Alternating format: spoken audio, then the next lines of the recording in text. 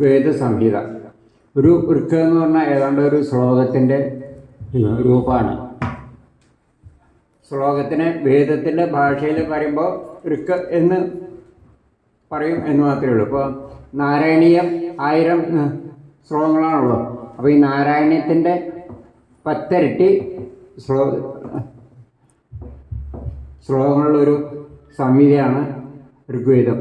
അത് മുഴുവനെ ഒരു ഏകദേശം ഒരു 3-4 വർഷം കൊണ്ട് കംപ്ലീറ്റ് ബൈഹാർട്ടാക്കാറുണ്ട്. അത്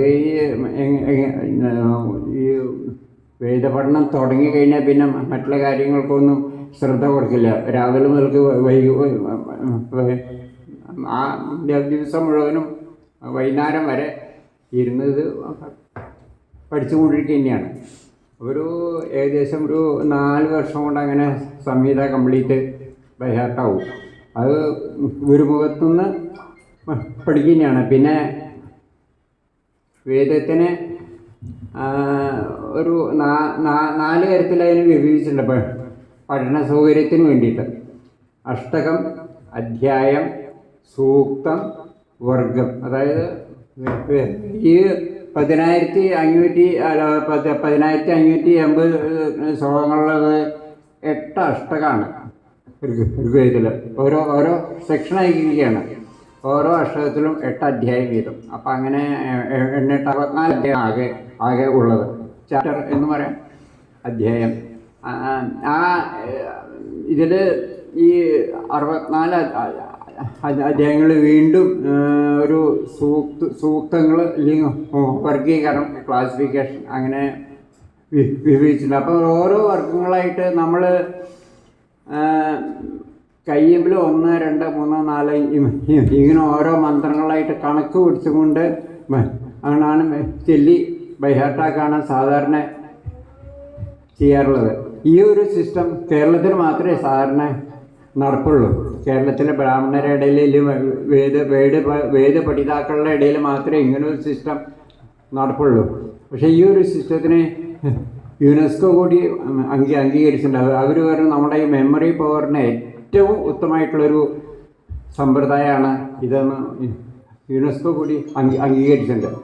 അവരതിനെ ഒരു പേര് കൊടുത്താണ്, മാത്തമാറ്റിക്കൽ ചാൻറ്റിങ് സിസ്റ്റം എന്നാണ് അതിനൊരു പേര് അതിനെ വിശേഷിപ്പിച്ചിരിക്കുന്നത്.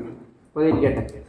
അപ്പോൾ ഇങ്ങനെ വേദം ഈ സാധാരണ വേദം പഠിക്കുന്നൊരു സമ്പ്രദായമാണ് ഞാൻ സംസാരിച്ചുകൊണ്ടിരിക്കുന്നത്. അങ്ങനെ ഒരു 4 വർഷം കൊണ്ട് സംഹിത പൂർത്തിയാക്കും. അതോടുകൂടി തന്നെ പദപാഠം, ക്രമപാഠം, അതിൻ്റെ വികൃതികൾ എല്ലാം പഠിച്ചു കഴിയും. ഏതാണ്ട് നല്ല ബുദ്ധിയുള്ള വിദ്യാർത്ഥികളൊക്കെയാണ് 2-3 വർഷം കൊണ്ടൊക്കെ പറ്റും. അതായത് ഒരു 3-4 വർഷം കൊണ്ട്. അങ്ങനെയാണ് ഒരു വേദ പഠന സമ്പ്രദായം. അപ്പോഴേക്ക് ഏതാണ്ട് ഒരു 11-12 വയസ്സാവും. പിന്നീട് കുറച്ച് കാലം ട്യൂഷനോ അങ്ങനെ എന്തെങ്കിലും കൊടുത്തുകൊണ്ട് സ്കൂളിൽ പരീക്ഷയിരിക്കും. 5ാം ക്ലാസ്സിലോ 6ാം ക്ലാസ്സിലോ പരീക്ഷയിരിക്കും. അപ്പോൾ ഏതാണ്ട് ഒരു 15-16 വയസ്സാകുമ്പോഴേക്ക് SLC ആവും. അപ്പോൾ പിന്നെ ഈ 11-12 വയസ്സ് മുതൽക്ക് സ്കൂൾ വിദ്യാഭ്യാസം നടത്തും. അപ്പോൾ സ്കൂൾ വിദ്യാഭ്യാസത്തിന് അതിൻ്റെ ശേഷം സ്കൂൾ വിദ്യാഭ്യാസത്തിനൊക്കെ ഇത് വളരെ സഹായകമാവും. കാരണം ബൈഹാർട്ട് പഠിക്കാനുള്ള ഒരു ടെൻഡൻസി ആയിട്ടുണ്ടല്ലോ ഇപ്പോൾ. പിന്നെ അതിൻ്റെ ഒരു രൂപം സമ്പ്രദായമൊക്കെ ആയിട്ടുണ്ടാവും. അപ്പോൾ സ്കൂൾ വിദ്യാഭ്യാസത്തിന് ഈ വേദപഠനം വളരെ സഹായകമാവും. അത് സംശയമൊന്നുമില്ല, അത് സ്വന്തം അനുഭവം. ഇങ്ങനെ പഠിച്ച് എഞ്ചിനീയർമാരും ഡോക്ടർമാരും ഒക്കെ ആയിട്ടുള്ള ഒരുപാട് ആൾക്കാർ ഉണ്ടപ്പോൾ. നമ്മുടെ ഇപ്പോൾ ഉള്ളവരിൽ തന്നെ കോതമംഗലം വാസുദേവൻ നമ്പൂരി ഇങ്ങനെ പഠിച്ചിപ്പോൾ കൽക്കട്ടയിലായിരുന്നു. ഇന്ത്യൻ മിനിസ്ട്രിയിൽ IAS പാസ്സായി വർക്ക് ചെയ്തപ്പോൾ റിട്ടയർ ചെയ്തിരിക്കുകയാണ്. അതുപോലെ ഡോക്ടർ KN ജാദവ് നമ്പൂരി, അതേ ഇത് കഴിഞ്ഞു മെഡിസിൻ കഴിഞ്ഞു, പിന്നെ സൈക്കാട്രിസ്റ്റായി. അങ്ങനെ ഇത് കഴിഞ്ഞപ്പോൾ ഇപ്പോൾ റിട്ടയർ ചെയ്യും. ഒരുപാട് ആൾക്കാർ അങ്ങനെയുണ്ട്. അപ്പോൾ അതിരിക്കട്ടെ. അപ്പോൾ ഇപ്പോഴത്തെ ചുറ്റുപാടിൽ ഇപ്പോൾ വേദപഠനം എങ്ങനെ സാധിക്കും എന്നുള്ളതാണ് ഇപ്പോൾ ഒരു വിഷയമുള്ളത്.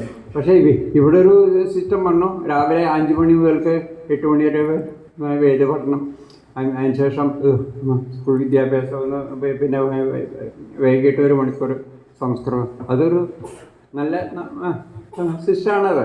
ഇങ്ങനെ ആയാൽ ശരിക്കും ഇപ്പോൾ കംപ്ലീറ്റ് പഠിക്കാൻ തയ്യാറുള്ളവരോ എങ്ങനെയുള്ള ഒരു 6 or 7 വർഷം കൊണ്ട് പഠനം പൂർത്തിയാക്കാവുന്നേ ഉള്ളൂ.